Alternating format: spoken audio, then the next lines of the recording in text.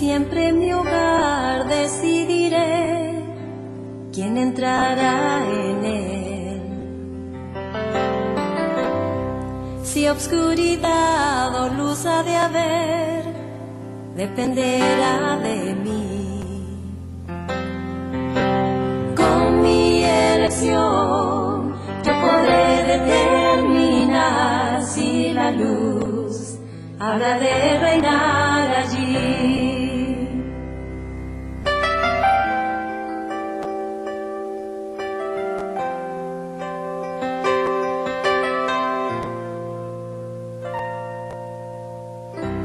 Debo evitar el engañador que me tienta a pecar. ¿Qué debo hacer en mi interior? Sé que debo resistir. Un templo de amor con límpido ventanal es mi hogar, un refugio y un altar. Mi casa es un sagrado hogar que yo debo mantener, mi propio templo de luz y amor del Espíritu ha de morar. Puedo apreciar que otros hay que con sed de amar llegan a mí. Debo yo escuchar su clamor y recibirles con afán y amor. Debo ayudar, debo alentar y un buen ejemplo ser. Y con bondad y caridad servir hacia el Salvador. Un templo de amor con límpido ventanal es mi hogar, un refugio y un altar. Mi casa es un sagrado hogar que yo debo mantener, mi propio templo de luz y amor del Espíritu ha de morar. Mi casa es un sagrado hogar que yo debo mantener, mi propio templo de luz y amor del Espíritu ha de morar, el Espíritu ha de morar.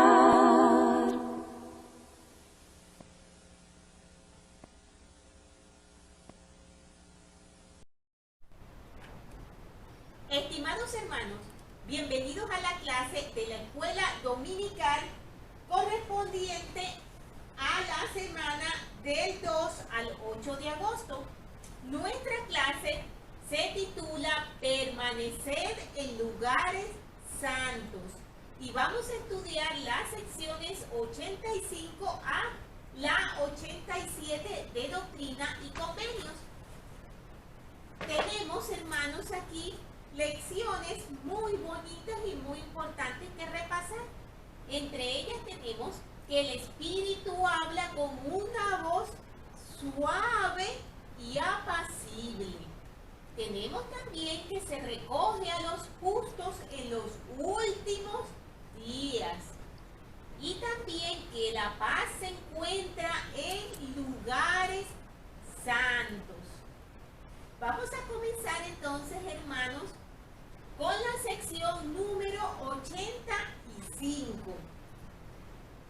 Tenemos que en el cabecero de la sección nos dice revelación dada por medio de José Smith, el profeta, en Gildan, Ohio, el 27 de noviembre de 1832. Originalmente la sección 85 era una carta que el profeta José Smith había dirigido al hermano William Phelps. Recordemos que el hermano Phelps era un siervo del Señor muy especial. En una sección hablamos de él, ya que el Señor lo llamó para cumplir cometido muy importante en la obra y era constituir la imprenta de la iglesia, constituir la primera editorial. Como el hermano Fels tenía muchos conocimientos acerca de todo esto, ya que él se había dedicado a este negocio, iba a ser de gran utilidad para que la iglesia tuviera su propia imprenta. Recordemos que habían siempre muchas dificultades para que se pudieran imprimir las cosas de la iglesia. Siempre había oposición, se robaban los manuscritos, desaparecían, había muchos problemas. Entonces era necesario que la iglesia tuviera su propia imprenta. Y hablamos en la clase anterior que incluso hubo la primera aparición de la edición de un periódico de la iglesia. Tenemos entonces que el hermano Fels era un siervo muy especial del Señor que se encontraba en Missouri. Él realizó un muy buen trabajo en este tema de la imprenta y la editorial. Ayudó a organizar y a recopilar todas las revelaciones para constituir el libro de los mandamientos, que recordemos que era como originalmente se llamaba el libro que estamos estudiando ahora, que es Doctrina y Convenios. También el hermano Fels escribió varios signos, entre ellos ese himno tan hermoso que todos conocemos, que se llama el Espíritu de Dios. Muy bien, habiendo recordado un poco quién era el hermano Fels, tenemos que mencionar que él tenía ciertas dudas, ya que él publicaba algunas revelaciones y las indicaciones que el Señor estaba dando. El Señor estaba indicando que los santos debían vivir la ley de la consagración. Pero habían algunos santos que no lo estaban haciendo. Estaban llegando a Sion, allí en Missouri, pero no estaban recibiendo sus heredades como debían hacerlo, es decir, de manos del obispo. Al estar todos los bienes consagrados a la iglesia, recordemos que hablamos que el obispo, en este caso Edward Patrick, estaba encargado de repartir las heredades a cada familia de acuerdo a sus necesidades, de acuerdo a sus circunstancias. Y les eran entregados títulos de propiedad, les eran dados por el obispo. Pero estaban llegando santos que, aunque querían seguir dentro de la iglesia, ellos no estaban dispuestos a vivir la ley de la consagración y estaban adquiriendo propiedades de su propia cuenta. Entonces el hermano Fels tenía esa inquietud de saber qué pasa con estos santos, qué va a ocurrir con ellos. Y el profeta José Smith le escribió una carta hablándole acerca de todos estos asuntos, ya que el Señor fue muy claro y preciso con respecto a lo que pasaría con estos santos. Y de eso vamos a hablar en la sección 85. Tenemos entonces que en el versículo número 1 nos dice lo siguiente: es el deber del secretario del Señor, a quien él ha nombrado, llevar una historia y un registro general de la iglesia de todas las cosas que acontezcan en Sion, y de todos los que consagren sus bienes y reciban legalmente heredades del obispo, que era el sistema que el Señor había establecido por el cual los santos debían recibir sus propiedades, así como su manera de vivir, su fe y sus obras, y también de los apóstatas que se aparten después de recibir sus heredades. En otras clases, hermanos, hemos hablado de lo importantísimo que es llevar los registros de la iglesia, llevar la historia de las cosas que ocurren en la iglesia. Hoy en día esto también se lleva. Cada uno de los miembros de la iglesia tiene su registro, tiene lo que llamamos una cédula de miembro. Y en ellos se encuentran muchos datos acerca de cada uno de los hermanos. Hoy en día evidentemente están digitalizadas y podemos verla en nuestros teléfonos, en una computadora. En esa época evidentemente eran escritas a mano, pero era de vital importancia que se llevaran a cabo, lo dice el Señor, lo indica y lo resalta el Señor en estos versículos.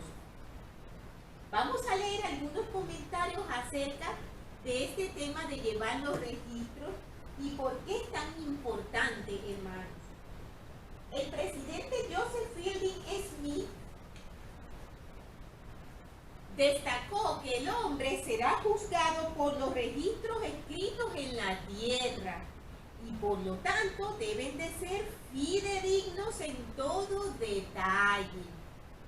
Era importante llevar una historia de la forma de vida de estos miembros consagrados a causa de la naturaleza del pacto que se les requería hacer al ingresar a esta orden o convenio. Debían inscribirse los nombres de todos los miembros fieles, con un detalle de su mayordomía, de su fe y de sus obras. El presidente Joseph Fielding Smith dice algo que es en verdad muy cierto y nos llega mucho al corazón, hermanos. Él dice, ¿qué pueblo tan feliz hubieran constituido si hubiesen escuchado con sencillez de corazón, como dicen Doctrinas y Convenios 36:7, y obedecido aquellos mandamientos? Pues el Señor había prometido protegerlo en sus herencias si le eran fieles. Él sabía que entre ellos habría algunos que flaquearían, algunos irían a Sion, pero no querrían dedicarse ni consagrar sus bienes al bienestar de Sion, y por lo tanto no podrían recibir mayordomías en el convenio que el Señor había hecho con los santos. Por ese motivo, Él mandó que todos los que fueran a Sion y no estuvieran dispuestos a recibir una herencia y a consagrar sus bienes, de acuerdo con su ley, no fueran contados entre los fieles por su desobediencia, evidentemente, hermanos. Y nos lo dice el versículo 3, que menciona: es contrario a la voluntad y al mandamiento de Dios que estén inscritos con los del pueblo de Dios los nombres de aquellos que no reciban su heredad por consagración, conforme a su ley que Él ha dado, para diezmar a su pueblo, a fin de prepararlo para el día de la venganza y el fuego. Una advertencia muy fuerte y muy importante, hermanos. Tenemos que en el versículo 4 nos dice, ni tampoco se guardará su genealogía, ni ha de hallarse en ninguno de los registros o historia de la iglesia, ni sus nombres, ni los nombres de sus padres, ni los de sus hijos se hallarán escritos en el libro de la ley de Dios, dice el Señor de los ejércitos. Sí, así dice la voz suave y apacible, que a través de todas las cosas susurra y penetra, y a menudo hace estremecer mis huesos mientras se manifiesta, diciendo algo que leeremos enseguida en el versículo 7. Hemos hablado aquí de una advertencia muy fuerte que hizo el Señor, ¿verdad? Dice que no se iba a guardar la genealogía de estas personas que estaban siendo desobedientes. Dice que no se iban a hallar sus nombres en los registros, ni tampoco la de sus hijos. Y habla de algo muy fuerte, hermanos, allí, porque van a quedar fuera de los libros de la ley de Dios, y eso es gravísimo. Vamos a ver por qué ocurre esto. Incluso más adelante el Señor menciona a unas escrituras que aparecen en el libro de Esdras, que enseguida las vamos a mencionar en esta explicación. Tenemos que el presidente Joseph Fielding Smith escribió con respecto a esto que estábamos hablando acerca de que no se podían llevar ciertas genealogías de estas personas que eran desobedientes. Y él menciona, se declara que a ellos se les hará lo mismo que al pueblo en los días de Esdras. Después del retorno de la cautividad en Babilonia, en aquel entonces el Señor dijo mediante su profeta, estos buscaron su registro de genealogía y no fue hallado, y entonces fueron excluidos del sacerdocio. Eso lo tenemos en Esdras 12 y 2. Capítulo 2, versículo 62.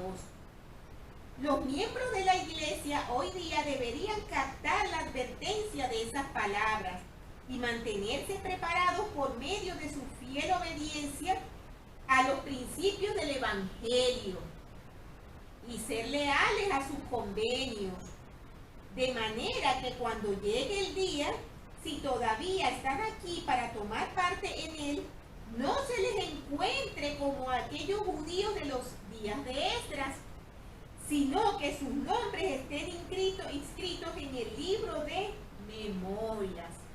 Recordemos que estas palabras son del presidente Joseph Fielding Smith.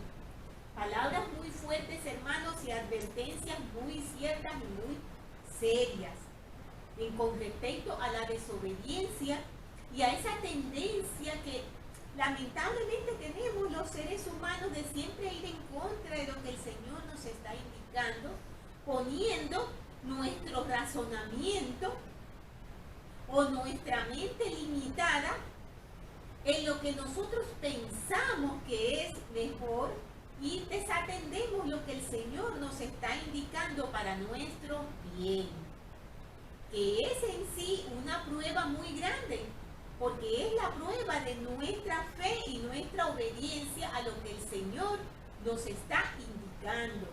Ciertamente, como hemos leído en otras ocasiones, si nosotros no somos capaces de obedecer las leyes de Dios aquí en la tierra, ¿cómo entonces podemos pensar que vamos a hacerlo y que vamos a estar capacitados para vivir las leyes celestiales cuando vayamos junto con Él?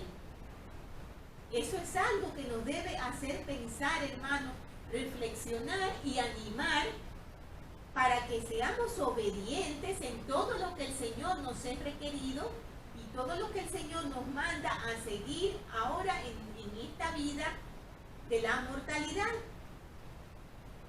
Tenemos también, hermanos, que luego hablamos de algo muy importante. En el versículo 6 mencionamos, sí, así dice la voz suave y apacible, que a través de todas las cosas susurra y penetra, y a menudo hace estremecer mis huesos mientras se manifiesta. Menciona el profeta, está hablando del Espíritu Santo, como una voz suave y apacible. Tenemos allí algunas notas de algunas escrituras que son muy bonitas y yo les animo a que las lean cuando lean en sus hogares con más detenimiento estos versículos. Una de esas escrituras está en Reyes 19, versículos del 11 al 12, y dice, y él le dijo, sal fuera y ponte en el monte delante de Jehová. Y he aquí que Jehová pasaba y un grande y poderoso viento rompía los montes y quebraba las peñas delante de Jehová. Pero Jehová no estaba en el viento. Y tras el viento un terremoto, pero Jehová no estaba en el terremoto. Y tras el terremoto un fuego, pero Jehová no estaba en el fuego. Y tras el fuego una voz apacible y delicada, como acabamos de leer en el versículo que se describe al Espíritu Santo. Tenemos también que en Tercero de Nefi En el capítulo 11, los versículos del 3 al 7, tenemos allí, podemos leerlo si quieren en las escrituras, pero recordando un poco esa historia de cuando el pueblo nefita estaba en los alrededores del templo, en la tierra de la abundancia, y escucharon aquella voz que ellos no entendieron en un principio. Eso lo tenemos en 3 de Nefi 11, versículos del 3 al 7, y dice: y aconteció que mientras así conversaban unos con otros, oyeron una voz como si viniera del cielo, y miraron alrededor, porque no entendieron la voz que oyeron. Y no era una voz áspera, ni una voz fuerte. No obstante, y a pesar de ser una voz suave, penetró hasta lo más profundo de los que la oyeron, de tal modo que no hubo parte de su cuerpo que no hiciera estremecer. Sí, les penetró hasta el alma misma e hizo arder sus corazones. Y sucedió que de nuevo oyeron la voz y no la entendieron. Y nuevamente por tercera vez oyeron la voz y aguzaron el oído para escucharla. Y tenían la vista fija en dirección del sonido. Y miraban atentamente hacia el cielo de donde venía el sonido. Y he aquí, la tercera vez entendieron la voz que oyeron y le dijo: he aquí a mi Hijo amado, en quien me complazco, en quien he glorificado mi nombre. A él oíd. Tenemos allí, hermano, ese relato que cuando hablamos de ello, mientras estudiábamos el libro de Mormón, recordemos que mencionamos que esa imposibilidad de entender y de escuchar bien la voz es una historia que perfectamente podemos aplicar a nosotros. ¿Por qué? Porque en medio de este mundo tan ruidoso, tan tumultuoso, donde hay tantas cosas contrarias a Dios, donde tenemos tantísimas distracciones, donde parece que no paramos nunca de hacer cosas, ¿cuánto nos alejamos nosotros del Señor? En medio de todo ese ruido y de toda esa distracción, qué difícil, ¿verdad, hermanos? Es escuchar esa pequeña voz, esa suave y apacible voz del Espíritu Santo. Y eso, hermanos, nos hace reflexionar y pensar en lo importante que es parar, en lo importante que es estar atentos, como tuvieron que hacerlo los nefitas, prestar atención, escuchar, callar, meditar y poder escuchar lo que el Señor quiere decirnos. Hay un mensaje de una hermana que me gustó mucho con respecto a esto del Espíritu Santo, que lo tenemos aquí en una de las lecciones. El Espíritu habla con una voz suave y apacible. La hermana Vicky Matsumori, quien fuera consejera en la presidencia general de la primaria, brindó el siguiente consejo. Ella dijo: puesto que al Espíritu con frecuencia se lo describe como una voz apacible y delicada, es importante que tengamos momentos de quietud en nuestra vida. El Señor nos ha aconsejado: quedaos tranquilos y sabed que yo soy Dios. Salmos 46:10.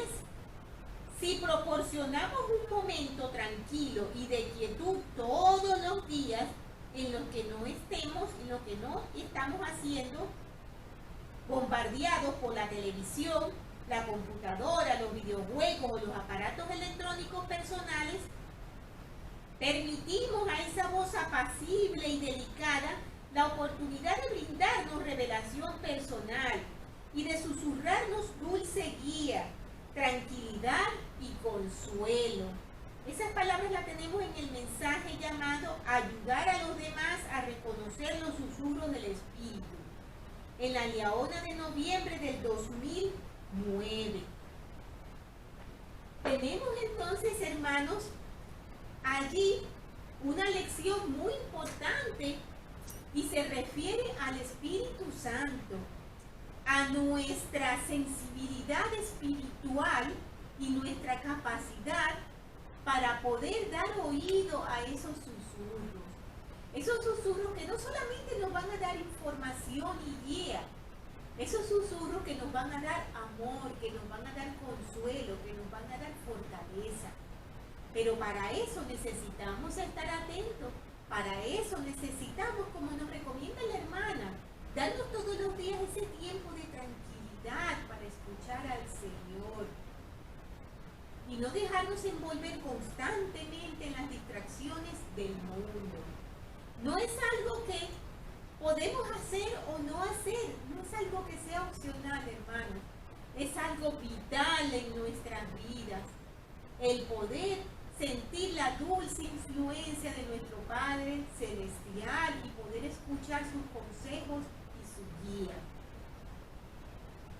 Tenemos que en ese mismo versículo hay otra escritura que está asociada y que se encuentra en Hebreos 4:12 y dice: porque la palabra de Dios es viva y eficaz y más cortante que toda espada de dos filos y penetra hasta partir el alma y el espíritu y las coyunturas y los tuétanos y discierne los pensamientos y las intenciones del corazón.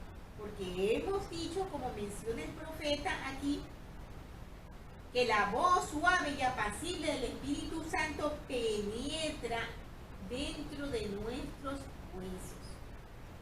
Continuando entonces, en el versículo siguiente, el profeta indicaba esa voz suave y apacible que le manifestaba algo muy importante y decía lo siguiente: y sucederá que yo, Dios el Señor, enviaré a uno poderoso y fuerte, con el cetro de poder en su mano, revestido de luz como un manto, cuya boca hablará palabras eternas, mientras que sus entrañas serán una fuente de verdad, para poner en orden la casa de Dios y para disponer por sorteo las heredades de los santos, cuyos nombres, junto con los de sus padres e hijos, estén inscritos en el libro de la ley de Dios. Esa escritura, hermanos, es muy importante que la analicemos y entendamos lo que quiere decir el Señor allí. ¿Por qué? Porque esa escritura ha sido objeto de interpretaciones erróneas y ha sido tomada, por decirlo de alguna manera, como un arma de los apóstatas, de aquellos que están en contra de la iglesia. ¿Saben por qué? Porque cuando leen esa escritura piensan que el Señor allí está diciendo que algunos de sus siervos no están haciendo lo que Él dice. Y que Él, como ellos no hacen lo que Él dice, Él va a mandar a alguien más poderoso.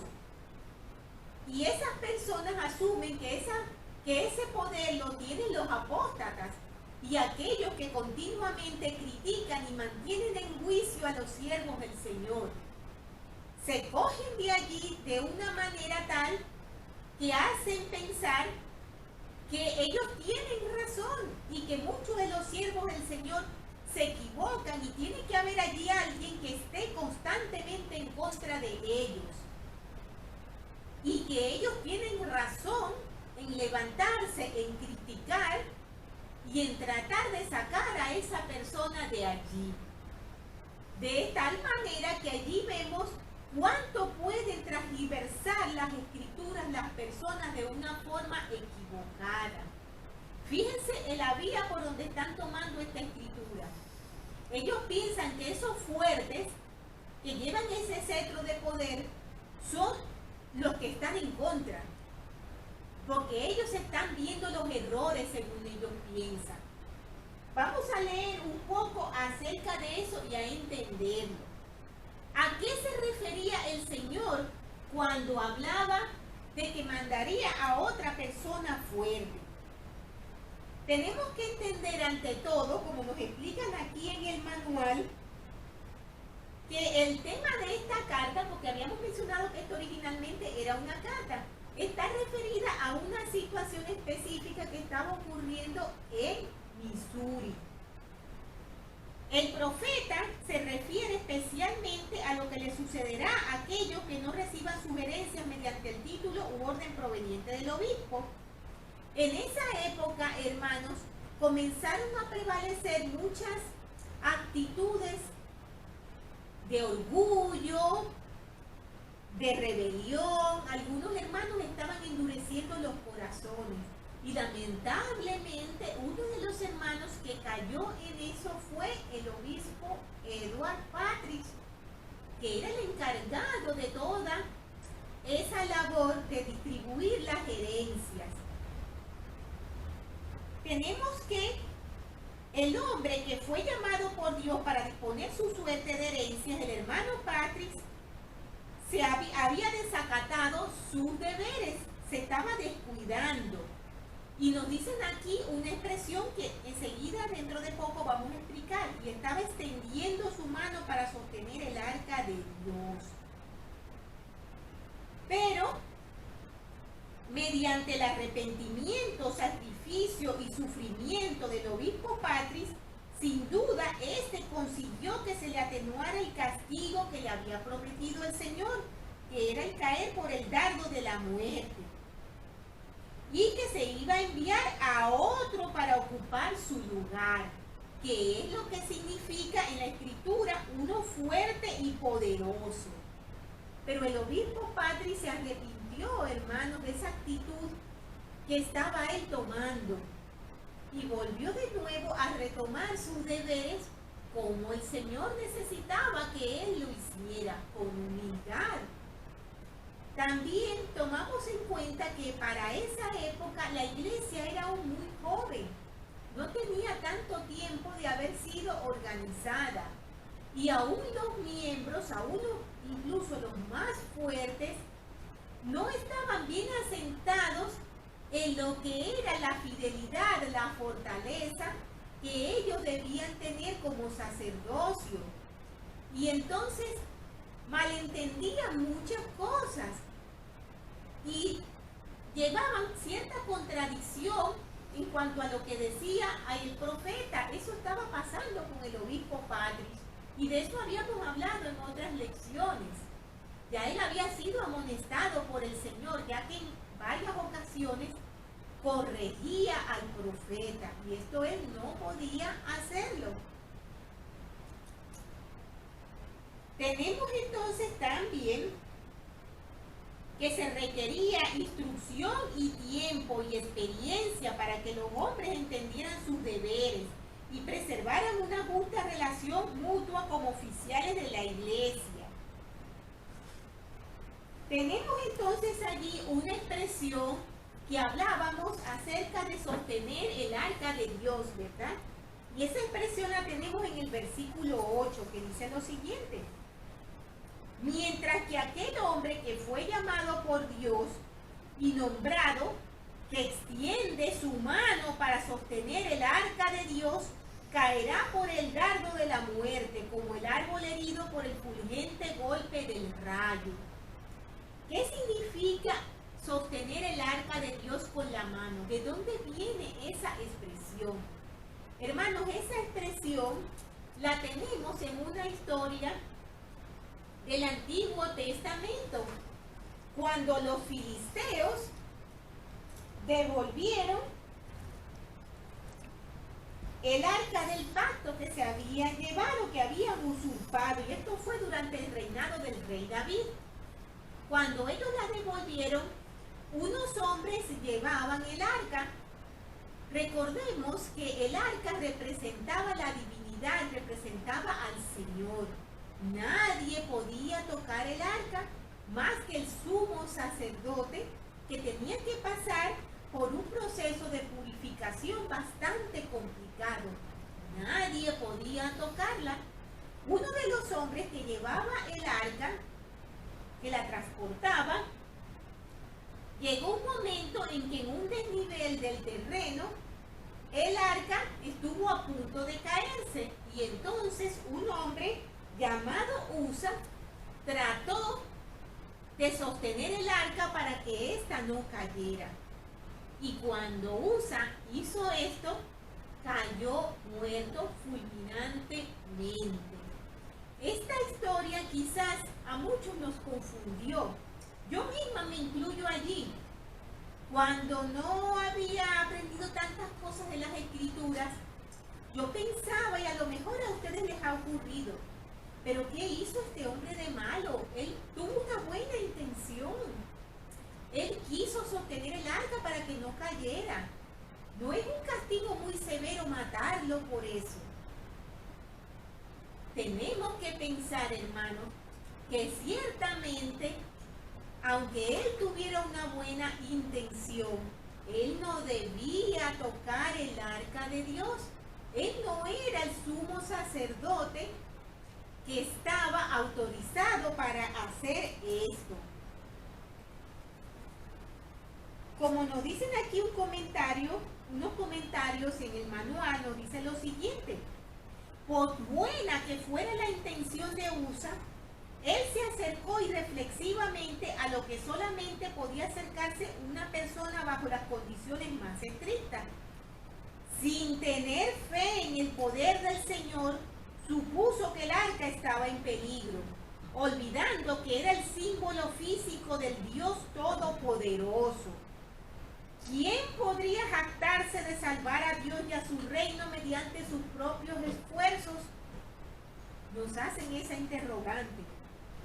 Usa fue un símbolo de todos aquellos que con buenas intenciones, hablando desde el punto de vista humano, pero con una mente impura, se meten en los asuntos del reino de Dios, pensando que estos están en peligro y con la esperanza de salvarlos, que era lo que estaba haciendo el obispo Patrice y otros hermanos. Pensar que el profeta José Smith no estaba haciendo las cosas bien, que ellos debían intervenir, y no tomaban en cuenta que el profeta era el siervo autorizado del Señor para recibir la revelación, como lo es hoy en día nuestro profeta, vidente y revelador, el presidente Russell M. Nelson. Por eso nos dicen que el obispo Patrice extendió su mano para sostener el arca de Dios, cuando no tenía que hacerlo. Tenemos que en la revelación moderna el Señor se refirió a este incidente para enseñar el concepto de que Él no necesita la ayuda del hombre para defender su reino.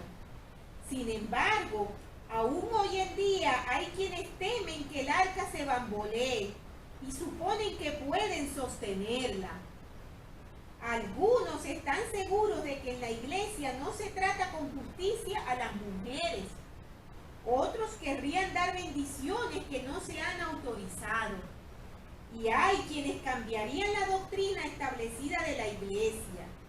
Todos esos pretenden sostener el arca de Dios. Las mejores intenciones no justifican tal entremetimiento en el plan del Señor. Una advertencia muy fuerte, hermanos, que en verdad creo que debemos atender cada uno de nosotros con mucha seriedad.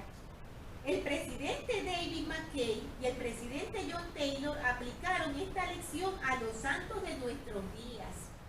Presten atención.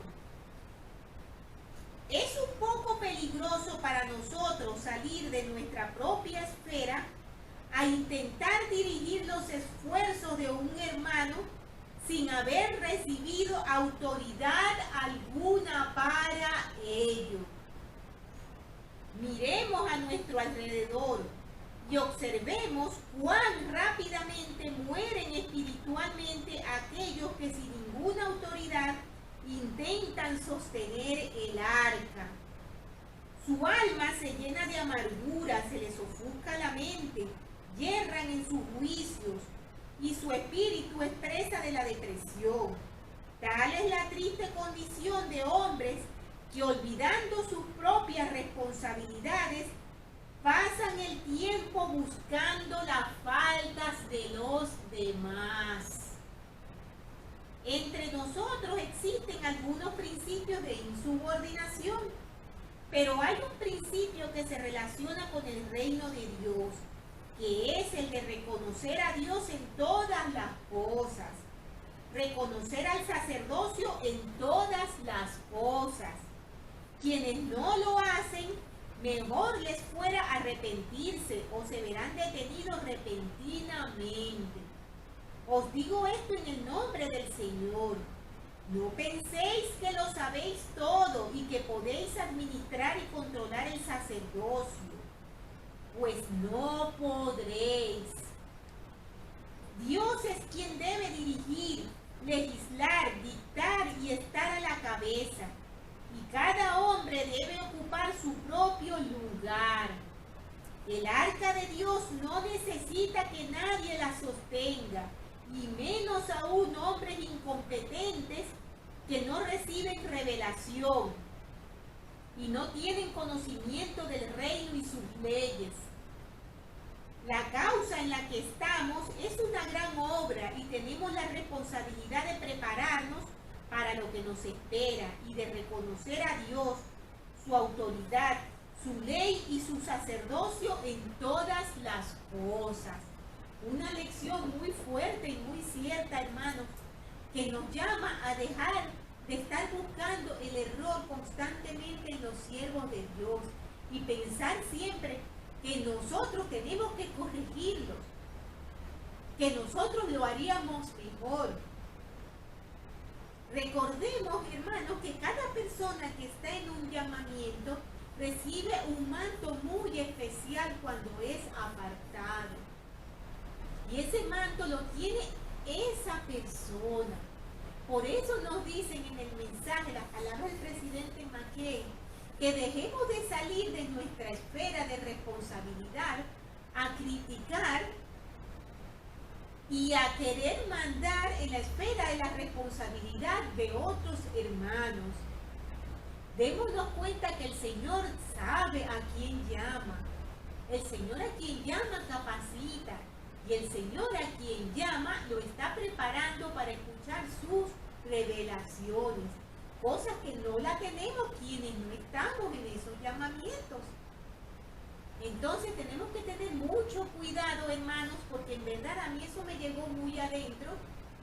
Y les recomiendo que mediten, porque eso nos ayuda a darnos cuenta cuántas veces hemos metido la mano para sostener el arca de Dios. Y recordar lo grave que es hacer eso. Continuando entonces, tenemos la sección 86 y dice que esta revelación fue dada por medio de José Smith en Kirtland, Ohio, el 6 de diciembre de 1832 y se recibió esta revelación mientras el profeta estaba revisando y preparando el manuscrito de la traducción de la Biblia. Recordemos que el profeta tenía esta labor tan importante de hacer la traducción de la Biblia, de hacer esa revisión inspirada. Cuando estaba en las escrituras del Nuevo Testamento, el profeta recibió instrucciones, indicaciones del significado de una parábola muy especial que la mayoría de nosotros conoce y es la del trigo y la cizaña, la que tiene que ver con esa parábola. Cuando el Salvador estaba en su ministerio aquí en la tierra, hacia los alrededores de las riberas de Galilea, se reunió una cantidad tan grande de personas que el Salvador tuvo que subir en un arca, en el agua, y desde allí hablarles a las personas. Y entre las cosas que les habló fue de esta parábola del trigo y de la cizaña. Sus apóstoles no comprendieron exactamente lo que él quería decir, ya que él hablaba en parábolas. Ahora hablaremos un poquitito acerca de esto de las parábolas. Tenemos entonces que después de que el Salvador habló a las personas estas parábolas, él luego a sus apóstoles le dio algunos detalles, le dio algunos significados para que comprendieran mejor la parábola. Y esas indicaciones las tenemos en Mateo 13 en los versículos del 24 al 30. Aún así, el Señor en estos últimos días dio aún más revelación acerca del significado de esta parábola, de tal manera que se hiciera más profunda, más entendible para nosotros y que penetrara más en nuestros corazones.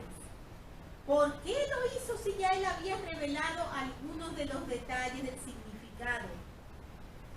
Tal vez sea porque ya estamos en el tiempo de recoger la cosecha y de que se separe el trigo de la cizaña. Recordemos, hermanos, que estamos en la última dispensación, en los últimos días. Y el Señor está tratando de que nosotros recibamos toda la información que necesitemos. Hemos mencionado ahora que el Salvador hablaba en parábolas. Quizás a muchos de ustedes les habrá ocurrido como me pasaba a mí. Cuando yo leía esas parábolas, yo no comprendía y yo pensaba, pero ¿por qué el Señor nos enreda la vida así y no nos dice las cosas directamente como deben de ser? O como son, de una forma simple y sencilla.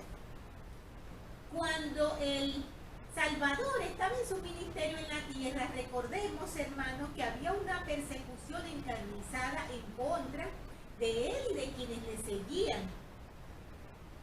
Entonces el Señor escondía las verdades preciosas y eternas de salvación dentro de las parábolas, de tal manera que cuando él enseñaba, quienes escucharan solo las entendieran aquellos que estaban preparados espiritualmente para entenderlas, no los que no lo estaban, no los que estaban en contra. Tenemos entonces que en los versículos que mencionaron aquí en la sección 86, en el primero nos dice: de cierto así dice el Señor a vosotros mis siervos, concerniente a la parábola del trigo y la cizaña. He aquí, de cierto os digo, el campo era el mundo, y los apóstoles fueron los sembradores de la semilla. Vamos a ver, mencionábamos que en la parábola el Señor dio algunos significados que tenemos en las Escrituras de Mateo. Algunos de esos significados parece que se contradicen con algunas cosas que mencionan en Doctrinas y Convenios. Y de eso vamos a hablar enseguida.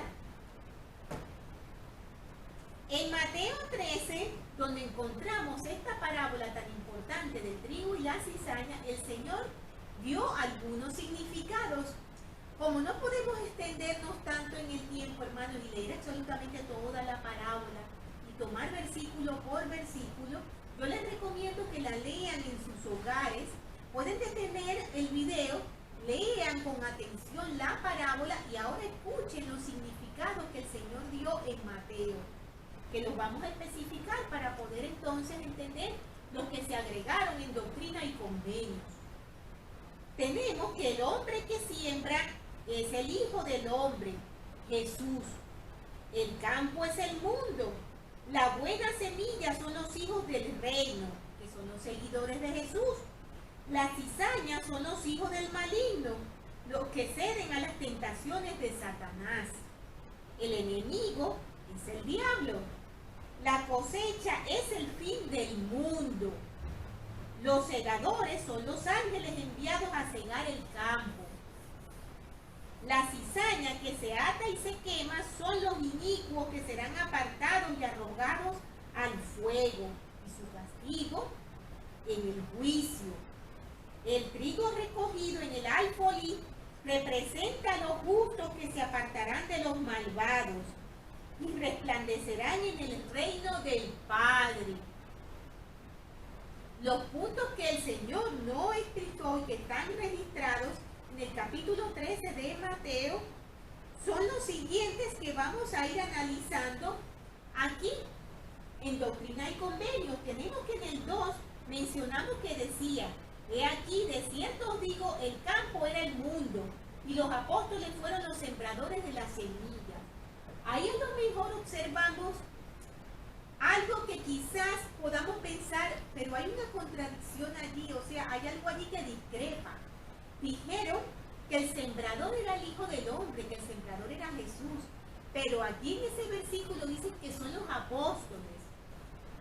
¿Por qué hay esa discrepancia? Tenemos que el presidente Joseph Fielding Smith explicó que en ambos pasajes de las Escrituras, contrariamente a lo que algunos pueden suponer, no se contradicen. En el relato de Mateo, el Señor declara que es el sembrador de la buena semilla, y en Doctrina y Convenio dice que los apóstoles son los que siembran. No existe contradicción alguna en esto. Cristo es el autor de nuestra salvación, y habiendo sido Él quien instruyó a los apóstoles, y Él quien los envió a predicar el Evangelio a todo el mundo, o sea, a sembrar la semilla, y puesto que ésta le pertenece y se siembra por su mandato, el Señor se limitó a declarar este hecho en la revelación y también en la parábola original. O sea que no hay ninguna contradicción. ¿Quién envió a los apóstoles? El Salvador. No hay ninguna contradicción en ese versículo. Luego en el versículo 3 nos dice, y al dormirse estos, el gran perseguidor de la iglesia, el apóstata, la ramera, Babilonia, que hace que todas las naciones beban de su copa y en cuyos corazones reina el enemigo, sí, Satanás, se sienta para reinar. Y aquí, este siembra la cizaña. Por tanto, la cizaña ahoga el trigo y hace huir a la iglesia al desierto. Tenemos que los que se durmieron representan la muerte de los apóstoles. El enemigo es Babilonia, la gran ramera, que en otros pasajes recibe el nombre de iglesia grande y abominable. Representa el poder del diablo en este mundo. Los que quedan en Babilonia son los que siguen las costumbres del mundo y no aceptan la palabra del Señor de corazón. La cizaña provee una excelente representación simbólica de las doctrinas diabólicas de quienes las esparcen. Tradicionalmente la cizaña se ha reconocido como una hierba mala y una especie de centeno velludo que se parece mucho al trigo en la época de desarrollo de la planta y que es muy común en Palestina. Les menciono este detalle, hermanos, para que entendamos por qué se presenta esa confusión entre el trigo y la cizaña cuando están creciendo. Ambos se parecen muchísimo y se mezclan. Entonces tenemos que el presidente Joseph Fielding Smith señaló que la cizaña se encuentra aún dentro de la iglesia, es decir, que las cizañas no solamente son las personas malas que no han aceptado el Evangelio, que no conocen las verdades que nosotros conocemos. La cizaña también está aquí adentro. Recordemos que hemos hablado que hay personas que realmente en su corazón no han aceptado las verdades del Evangelio. Entonces, el presidente Joseph Fielding Smith nos dice que lo que hay que recoger para quemar es la cizaña de todo el mundo, pero la que hay en la iglesia también va a ser arrojada al fuego. Y esto nos lo dicen Doctrinas y Convenios 112 del 23 al 26. El Salvador dio testimonio de esto al hablar a los nefitas cuando les dijo, porque sucederá, dice el Padre, que en aquel día talaré de entre mi pueblo a cualquiera que no se arrepienta y venga mi Hijo amado, oh casa de Israel. Eso lo tenemos en 3 de Nefi 21:20. Hablamos de la iglesia que es llevada al desierto. ¿Qué significa esto en ese versículo que acabamos de leer, el número 3? Representa el tiempo de la apostasía, cuando la cizaña, es decir, el mal en la iglesia, creció y maduró y dio por resultado la apostasía. El desierto simboliza el periodo de tiempo en que se quitaron de la tierra la iglesia y el sacerdocio. como nos lo explica en Apocalipsis 12, versículos del 12 al 17. Luego tenemos otro versículo.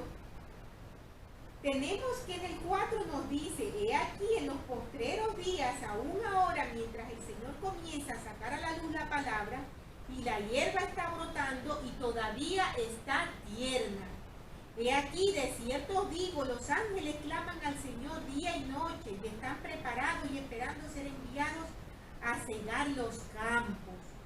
Mas el Señor les dice: no arranquéis la cizaña mientras está tierna, porque de cierto es débil vuestra fe, no sea que destruyáis también el trigo. Tenemos que lo tierno del trigo que acabamos de leer ahora en este versículo 6, como símbolo de una fe débil o muy nueva. Efectivamente, hermano, cuando una persona recién está conociendo la iglesia, aún no está fortalecida espiritualmente. No podemos juzgarla con dureza e inmediatamente por cualquier cosa querer decir vamos a arrancarlas, porque nosotros no sabemos cuál va a ser el crecimiento de esa persona espiritualmente, si va a lograr progresar en su fe o si se va a convertir en cizaña. No podemos arrancarla porque está tierna, como lo explica el Señor. Cuando se recibió esta revelación en diciembre de 1832, la iglesia todavía no había cumplido los 3 años de existencia como organización y por lo tanto todavía era muy tierna. En aquel entonces era difícil distinguir mucha de la cizaña y cualquier intento de arrancar de raíz a aquellos que finalmente probarían ser mala hierba hubiera resultado muy destructivo. También hablamos allí de algo muy fuerte, mencionamos: los ángeles claman al Señor día y noche y están esperando para ser enviados a cegar. Parece que escuchamos eso, hermanos, y sentimos temor, ¿verdad? Es algo bien fuerte. El presidente Joseph Fielding en mí mencionó con respecto a unas palabras del presidente Wilford Woodruff, mencionó lo siguiente con respecto a esta parábola. El Señor dijo que enviaría a aquellos ángeles al final de la siega, y la siega es el fin del mundo. Eso debería hacernos reflexionar muy seriamente. Los ángeles han estado rogando ante el Señor para que los enviaran a cumplir su misión. Hasta 1893 el Señor les había dicho que no, pero luego los dejó ir, de acuerdo con la revelación que recibió el presidente Woodruff. El Señor ya los envió a cumplir esa misión. ¿Qué sacamos de eso? Que estamos en el tiempo final. Esta es la época de la cosecha, es la época a la que se le llama el fin del mundo. Cuando el presidente Wilford Woodruff habló acerca de esta revelación que recibió, el presidente Joseph Fielding Smith estuvo analizando cómo iban creciendo las tragedias y los grandes conflictos después de esa revelación. Y evidentemente se dio cuenta, como menciona aquí, que tal como había dicho el presidente Woodruff, era evidente que esos ángeles ya habían recibido el permiso para venir aquí, como lo habían estado solicitando tanto al Señor, como dice aquí. Ya ellos vienen, están aquí cumpliendo su misión. Tenemos entonces también que aquí nos mencionan varios pasajes, nos hablan acerca del sacerdocio, dice, porque sois en el 9, dice,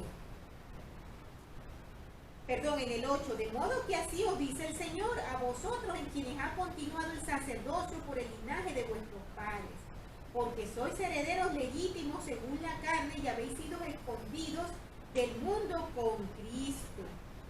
Y les dice, así que benditos sois si perseveráis en mi luz, siendo una luz a los gentiles, y por medio de este sacerdocio, un salvador para mi pueblo Israel.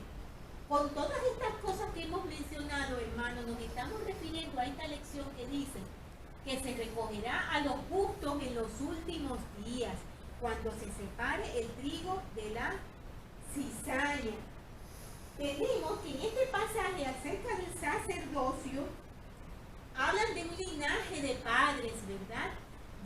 Hablan aquí de una herencia legítima por la carne. Eso quizás nos puede llevar a pensar a algunas personas que, por ejemplo, miembros del sacerdocio que son únicos miembros en su familia, dicen, pero ¿cómo que mi linaje en la sangre? ¿Cómo que mi linaje por la carne? Si yo soy el único miembro de mi hogar. Mi padre no me dio el sacerdocio, no me lo podía dar. Él no es miembro de la iglesia. Entonces, ¿cómo se entienden esos versículos? En ese pasaje el Señor no se refería a la línea de autoridad de vuestro sacerdocio, sino que hablaba en cuanto al derecho que se hereda de recibir y ejercer el poder del sacerdocio. Esta actitud para escuchar y creer que es un don heredado que os permitió reconocer y aceptar la verdad. Jesús explicó esta idea cuando dijo, mis ovejas oyen mi voz y yo las conozco y me siguen. Ese es nuestro derecho, aunque en nuestra familia no haya nadie que sea miembro. Esto lo tenemos en Juan 10:27. Hemos hablado aquí también en el último versículo de la sección 86, que el Señor mencionaba por medio de este sacerdocio, serán un salvador para mi pueblo Israel. ¿Cómo es que somos salvadores del pueblo de Israel? ¿En qué forma somos una luz para los gentiles? El Elder Burton dio una importante explicación en cuanto a este pasaje y dijo, en este versículo final el Señor nos hace recordar dos cosas.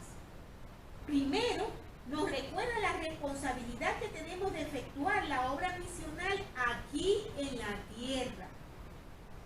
Segundo, nos informa que no solo somos mensajeros de salvación para los vivos, sino también salvadores de nuestros antepasados, que estuvieron aquí antes que nosotros, y que aunque ya han muerto, prepararon la vía por la cual pudiéramos recibir nuestras bendiciones presentes. Es mediante ellos que recibimos nuestro sacerdocio. Se les hizo una promesa de que si nacían en una época y un lugar en los cuales no tendrían ocasión de escuchar la prédica del Evangelio, Dios proveería salvadores para ellos de entre sus descendientes. Nosotros somos esos salvadores que Dios les prometió por medio de quienes ellos pueden recibir toda bendición del sacerdocio. Es lo que ha querido decir el Señor en ese maravilloso versículo final de la sección 86. Tenemos que en la última sección, que es la 87, nos dice que esta revelación fue dada en Cleveland, Ohio, al profeta José Smith el 25 de diciembre de 1832. Durante esa época prevalecían en los Estados Unidos las disputas en cuanto a la esclavitud y la anulación de los impuestos federales de Carolina del Sur. En la historia de José Smith se indica que la aparición de problemas entre las naciones son cada vez más visibles para el profeta que lo que habían sido previamente desde que la iglesia comenzó su jornada de salir del desierto. Entonces, en el primer versículo el Señor dice, de cierto, así dice el Señor, concerniente a las guerras que pronto acaecerán, comenzando por la rebelión de Carolina del Sur, de las cuales finalmente resultarán la muerte y la miseria de muchas almas. Ya el Señor estaba revelando lo que iba a ocurrir. Y dice, y vendrá el tiempo en que se derramará la guerra sobre todas las naciones, empezando en ese lugar, en ese conflicto en Carolina del Sur. Entonces, nos dice que comienza allí, y en el versículo 6 nos menciona: y así con la espada y por el derramamiento de sangre se han de lamentar los habitantes de la tierra, y con hambre, plagas, terremotos, truenos del cielo y también con violentos e intensos relámpagos, se hará sentir a los habitantes de la tierra la ira, la indignación y la mano disciplinaria de un Dios omnipotente, hasta que la consumación decretada haya destruido por completo a todas las naciones. Entonces nos podemos preguntar, ¿todas las naciones van a ser destruidas? Tenemos que recordar, hermanos, como nos dice el comentario, que las naciones de la tierra tienen que rendir cuentas al Señor, y cuentas muy grandes, hermanos. Todos conocemos la gran cantidad de atrocidades que se han hecho a lo largo de la historia. Cuántas cosas espantosas que crispan nuestros corazones escuchamos que ocurren en tantas partes del mundo. Entonces dice, tienen que rendir cuentas al Señor, y en gran medida su espíritu se ha apartado de aquellas que desafían sus mandamientos. Como resultado de esto, quedan mayormente libradas a su propio criterio y luchan entre sí buscando todos los medios a su alcance por los cuales puedan destruirse más cabalmente las unas a las otras. Ahora bien, el Señor no es el autor de estos males, como muchas veces escuchamos. ¿Por qué el Señor permite la guerra? ¿Por qué el Señor deja que tantas personas sufran? Las naciones acarrean sobre sí estas aflicciones y llegarán a la consumación tal como el Señor lo ha decretado, lo que significará el fin de todas como nación, si no obedecen la ley y los mandamientos del Señor, su Dios. En los juicios de la tierra, en los juicios que precedan al milenio, todos los reinos de la tierra llegarán a su fin, y el reino de Dios triunfará, y se convertirá en el poder gobernante durante ese periodo de 1000 años de paz y justicia.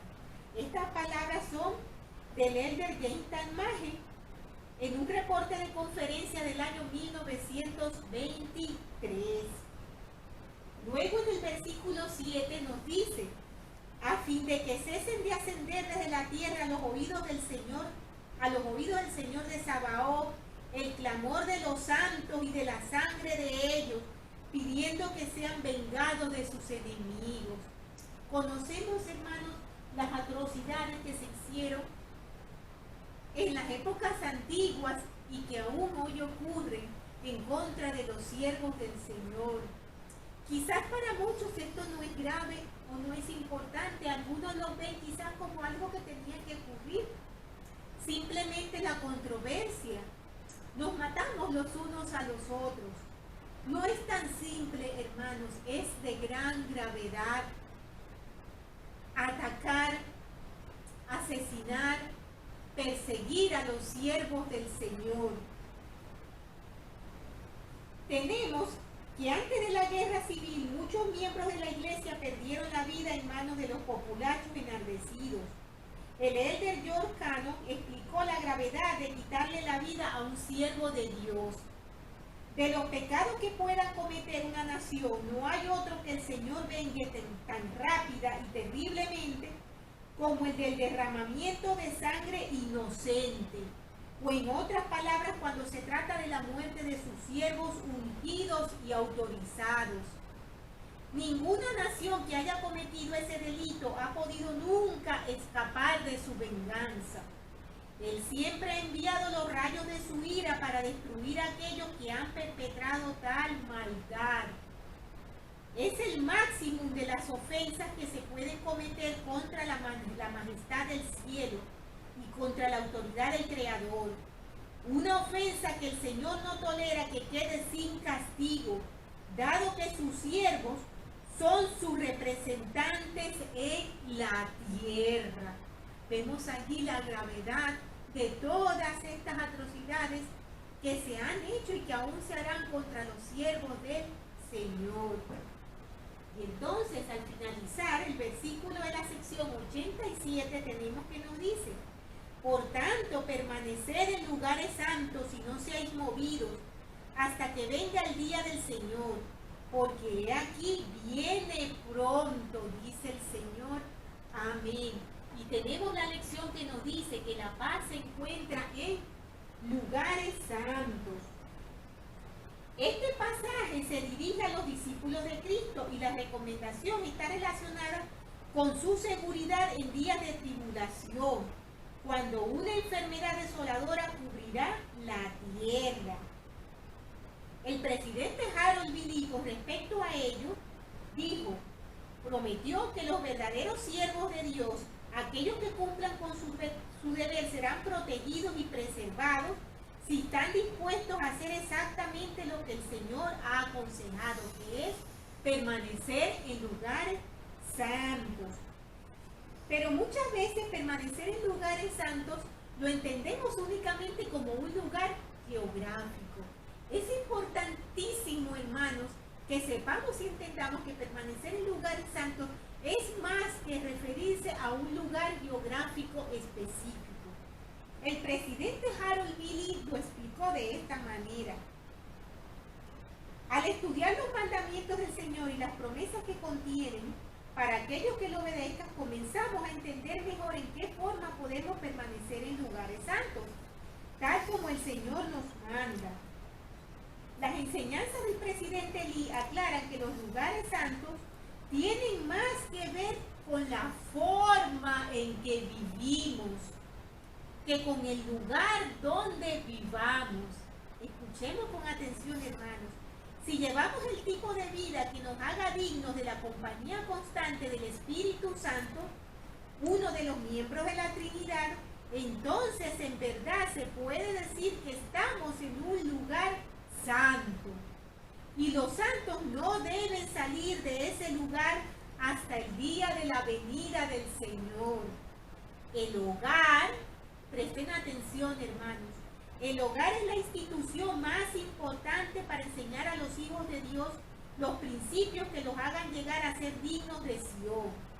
De ahí que se dé a los padres el siguiente consejo: enseñad a vuestras familias en la noche de hogar, enseñad a vuestros hijos a obedecer los mandamientos de Dios, pues en ellos radica nuestra única seguridad en estos días. Si obedecen, los poderes del Todopoderoso descenderán sobre ellos como rocío del cielo, y el Espíritu Santo será su compañero. Esa puede ser nuestra guía, y ese Espíritu nos guiará y nos dirigirá al hogar santo. Un lugar santo es cualquier sitio en el que el hombre goce del Espíritu y la presencia de Dios. El mandamiento del Señor es que todo miembro permanezca firme en los lugares santos y no sea alejado de allí. Que no vacile ni caiga en sendas prohibidas, hasta que el Señor venga para reclamar a los que son de Él. Cada alma debe asegurarse este estado favorecido, a fin de poder permanecer el día en que el Señor venga. Doctrina y Convenios 45-57. Entendemos entonces, hermanos, que permanecer en lugares santos es mucho más amplio de lo que nosotros quizás habíamos pensado. Y ahí mencionamos algo muy importante, hermanos: hogar. El hogar, hermanos, es un lugar santo. Debe ser un lugar santo, donde nosotros estamos criando a nuestros hijos, hermanos. Necesitamos vigilar muy de cerca y estar muy pendiente de esa limpieza que tiene que haber en nuestros hogares y de esa pureza. No descuidemos, hermanos, ningún aspecto que pueda dañar nuestros hogares y que estos dejen de ser un lugar santo, hermanos. Así como se profanan las cosas sagradas, así también se profanan nuestros hogares cuando nosotros permitimos que comportamientos contrarios a las leyes del Señor, a lo que el Señor nos ha indicado que debe de ser nuestra forma de vida, no es llevada en nuestros hogares. Dejamos entonces de tener en nuestro hogar ese tesoro espiritual de paz, de protección, ese entorno santo donde nuestros hijos pueden crecer con seguridad. Necesitamos vigilar muy de cerca nuestros hogares, hermanos, y no permitir que nada impuro se levante en ellos. Tenemos que estar pendientes, hermanos. Cada uno de los miembros de nuestra familia es importante. Cada uno de los miembros de nuestra familia es llamado a respetar las leyes de Dios.